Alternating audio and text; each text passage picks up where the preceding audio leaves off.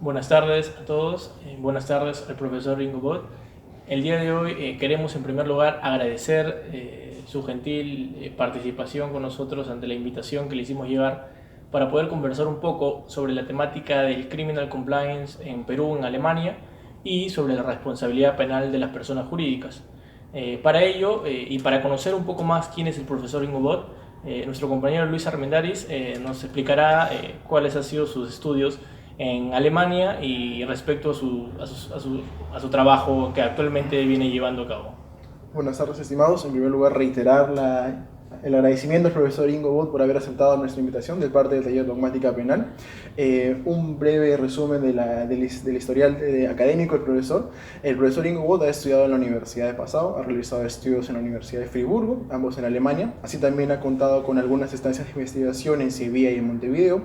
Actualmente se desempeña como abogado, el miembro fundador del bufete de abogados Plana en Alemania. Profesor, muchísimas gracias por aceptar la invitación una vez más. De nada, les agradezco. Sí.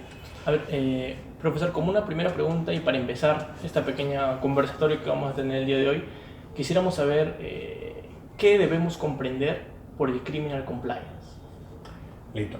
Primero de todo, pido disculpas que ya son varios años que no hablé español, entonces lo intentaré hacerme entendible.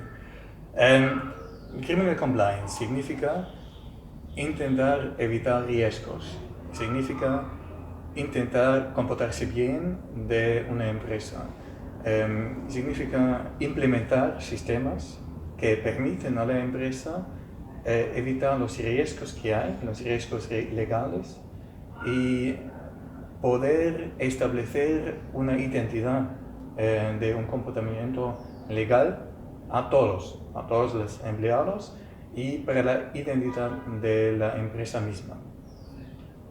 Ok, muchísimas gracias. Una segunda pregunta, profesor, vendría a ser uno de los elementos, uno de los procedimientos de compliance. Actualmente venimos desarrollando una privatización de la lucha contra la corrupción por parte de las empresas y es en ese sentido pues que surge un concepto que nos llama mucho la atención referido a las investigaciones internas.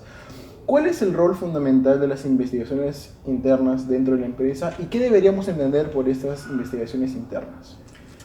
Las investigaciones internas son una medida muy importante para saber qué pasa y qué pasó, sobre todo qué pasó dentro de la empresa.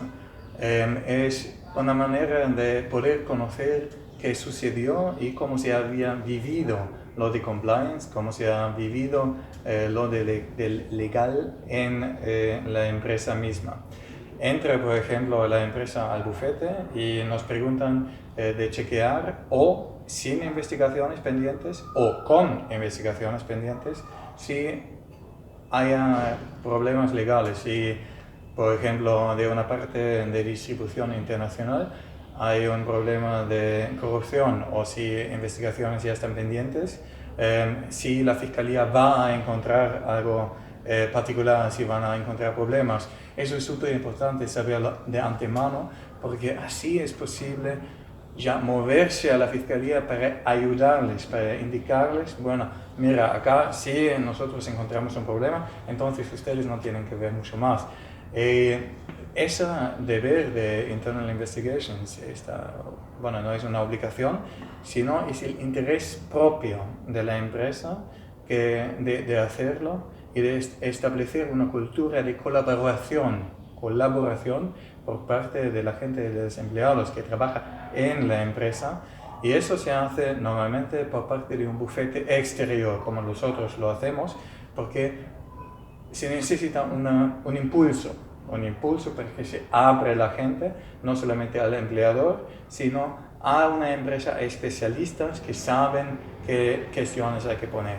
Y entonces hay una tendencia que bufetes de abogados, despachos, trabajan en este sector y por eso sí se puede hablar de una privatización del tema de compliance y en el ámbito de los internal investigations. Bien, sí, justo profesor, como mencionaba respecto al tema de las investigaciones internas, es que ahí nos nace una duda y es respecto al límite de las mismas. ¿Cómo podemos lograr que las investigaciones internas no transgredan la barrera de lo lícito que está dentro de lo permitido en las investigaciones internas y vayan en contra o en perjuicio de otros bienes jurídicos, como por ejemplo la privacidad, la intimidad de los trabajadores o de los miembros de la empresa. Mira, una investigación interna es una búsqueda. Antes no se sabe exactamente lo que uno busca. Si no hay investigaciones pendientes, es aún peor. Si nosotros, del bufete Blana, tenemos el deber por parte de una empresa de tener una investigación interna para detectar si hay problemas de corrupción, al comienzo no sabemos qué vamos a encontrar. Entonces, la manera de descubrir la verdad, la manera de descubrir si hay problemas o no, son entrevistas con los empleados. Claro que los empleados normalmente no están demasiado entusiasmados. Si ya hay investigaciones de la Fiscalía pendientes, claro que la empresa, la identidad de la empresa sí sabe que podría haber un problema y hay más un sentimiento de cooperación, porque la gente sí quiere atribuir, quiere ayudar para que uno sepa dónde están los problemas. Si no hay una investigación oficial pendiente, claro que primero hay que establecer un clima de confianza, hay que establecer un clima en que queda claro y fuera de duda que cada uno contribuye y puede contribuir para que se desarrolle su sitio donde trabaja, su empresa, de mejor manera. Eso requiere un montón de comunicación, establecer confianza en las charlas como nosotros lo hacemos, individuales, bilaterales, además frente al grupo. Y entonces el gol, la tarea es que la gente se abre y que hable de lo que haya registrado, lo que haya visto. Claro que no hay una obligación como lo tienes como de testigo en una investigación de la Fiscalía. A la vez tienes una obligación de derecho laboral frente a tu empleador. Entonces, no, y es más, no tienes el derecho frente a tu empleador de rechazar una respuesta. No sé si me hago entendible. Sí. De no responder si te podrías inculpar tú mismo. No hay un nemo tenetur en la relación con tu empleador. Entonces es para utilizar un dicho alemán, un hielo muy estrecho. ¿Se entiende? Sí. Y los abogados, nosotros necesitamos acercarnos con mucho cuidado, porque podría ser que nosotros, como el cliente es la empresa, nos encontramos en una situación en que necesitamos decir que el individual con quien hablamos, de hecho, no solamente tiene problemas del derecho penal, sino también del derecho laboral. Y como no hay una representación laboral, de derecho laboral, no hay abogados presentes normalmente, eso requiere un montón de sentimiento para la situación, donde y cuándo hay que decir, bueno, acá a lo mejor lo terminemos y le avisamos que busque la ayuda de un abogado. Correcto. Una pregunta adicional sería básicamente, profesor Ingo, ¿cómo funcionan las sanciones contra la empresa en Alemania? Sabemos que en Alemania pues no hay una responsabilidad propiamente penal de las personas jurídicas. Las sanciones vienen por parte de la Ordnungswidrigkeitengesetz y nos gustaría por favor que nos explique cómo se operan estas sanciones. Claro, cómo no. Es muy importante saber que sanciones contra empresas sí son posibles. La diferencia al sistema de una ley penal contra las empresas es que el Ordnungswidrigkeitenrecht prevé una responsabilidad accesoria de manera que haya una infracción administrativa por lo cual sí se puede sancionar a una empresa. La única diferencia es el modo. No tenemos penas hoy en día de ley ferenda Hay unas ideas y también el contrato de la coalición en política prevé que haya un derecho penal de las empresas, pero hoy en día todavía no lo tenemos, sino un sistema de derecho administrativo que prevé, como lo mencionaste correctamente, en el párrafo 30 de la ley de infracciones administrativas, que se puede tener una sanción de hasta 10 millones de euros en caso de una infracción intencional por parte de una persona responsable en la empresa. Es decir, tenemos un sistema diferente, una dogmática diferente todavía hoy en día, pero los efectos pueden ser los mismos. Sobre todo, así que nosotros tenemos la posibilidad de una caducidad de los bienes ganados por un crimen de la persona responsable. Es decir, los 10 millones, que son el máximo en caso de una infracción intencional, no son el límite de lo que se puede castigar, de lo que se puede sancionar.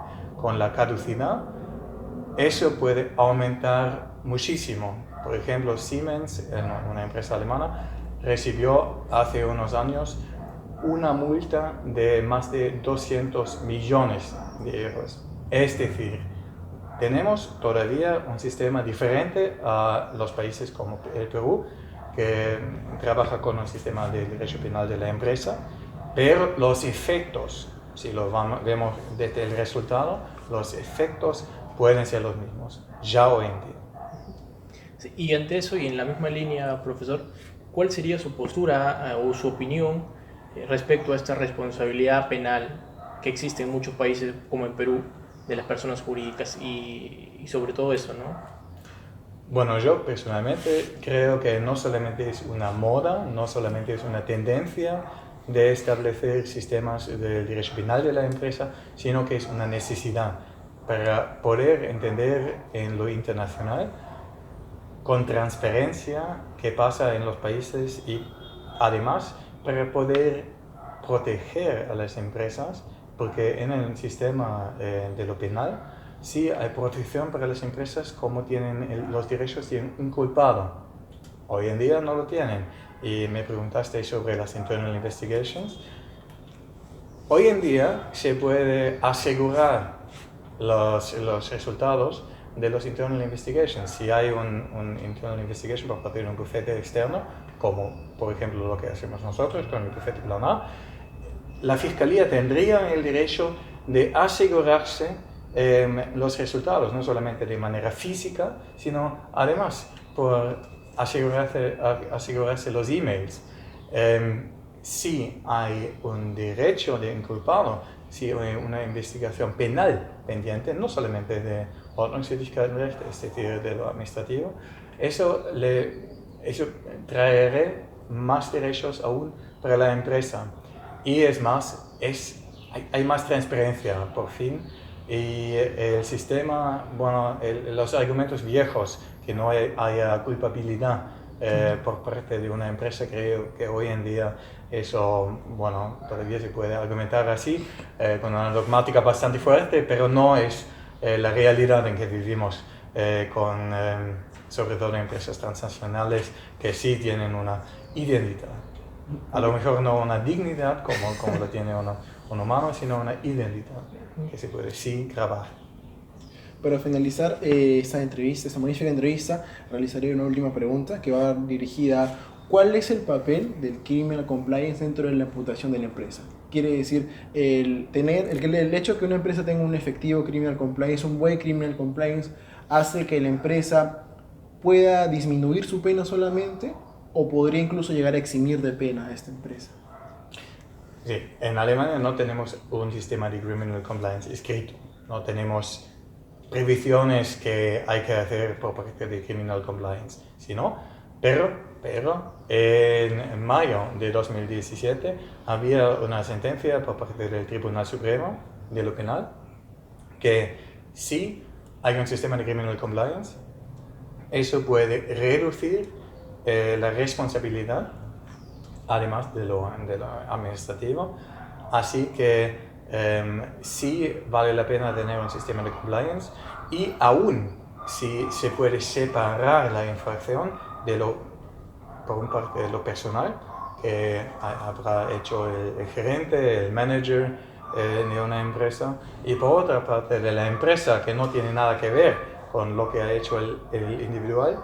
Un sistema de compliance puede aún tener el resultado de que se excluye una responsabilidad de la empresa porque lo uno es lo uno y lo otro es lo otro. Pero ojo, con un sistema de compliance además viene más responsabilidad, porque implementar un sistema de compliance, por ejemplo, con abogados que pagas un montón de dinero y te construyen un sistema individual que sigues, hay que seguirlo.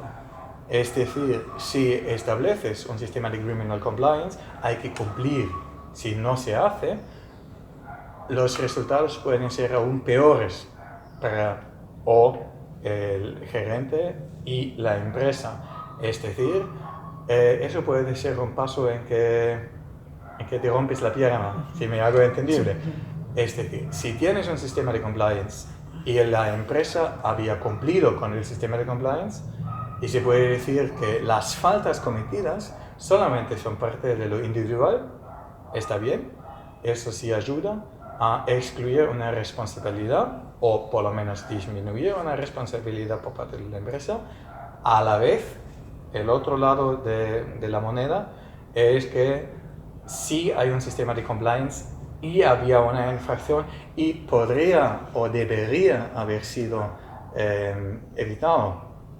Eso sí puede aumentar el riesgo por parte de la empresa. Por eso es súper importante vivir lo de compliance, no solamente implementar para tenerlo en la bolsa en caso de duda que alguien diga, bueno, ¿qué han hecho? Y la empresa puede decir, bueno, es una falta muy personal, lo de la corrupción, nosotros no tenemos nada que ver con eso. Así no funciona, sino surge el riesgo y la responsabilidad de vivir y de cumplir los deberes que vienen con el sistema de compliance individual.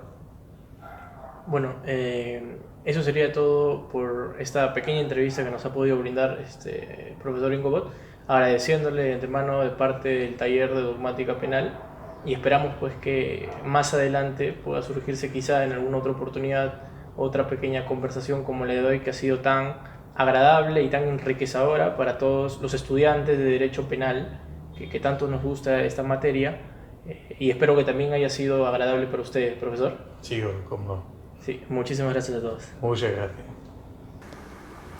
Estimados estudiantes del taller dogmático del Penal, les invito cordialmente que nos sigan a nuestro bufete joven en el Instagram, y la dirección es Strafverteidiger Plan A. Bueno, nos vemos allí.